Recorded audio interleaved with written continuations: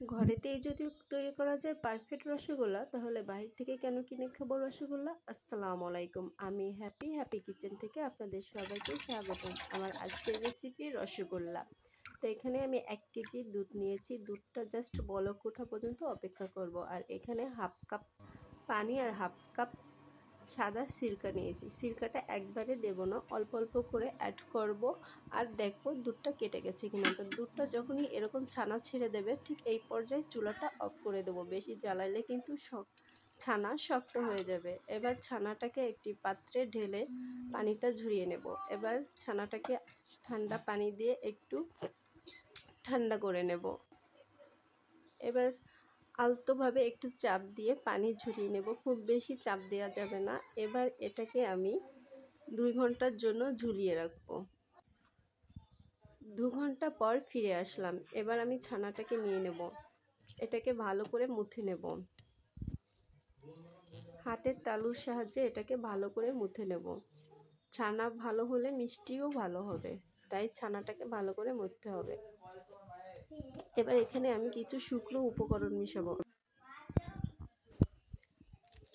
দিয়ে দেবো 1 টেবিল চামচের মতো গুঁড়ো দুধ, অল্প একটু বেকিং পাউডার, আর দিয়ে দেবো 2 টেবিল চামচ ময়দা, 1 টেবিল চামচ হচ্ছে সুজি।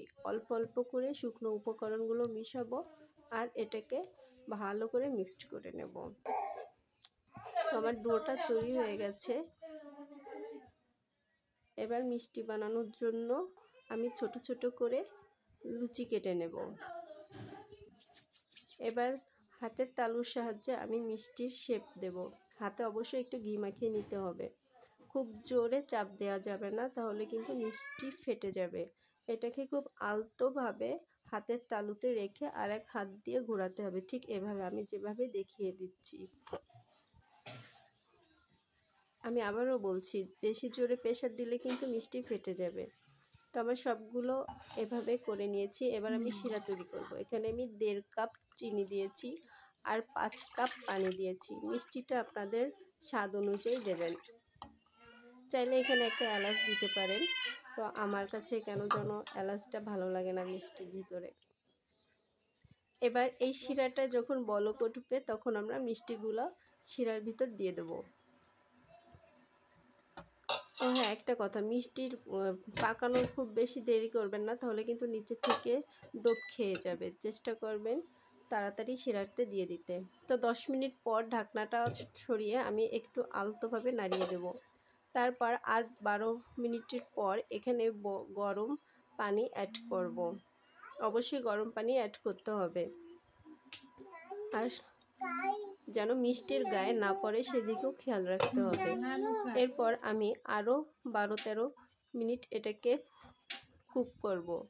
তো হয়ে গেছে আমার মিষ্টি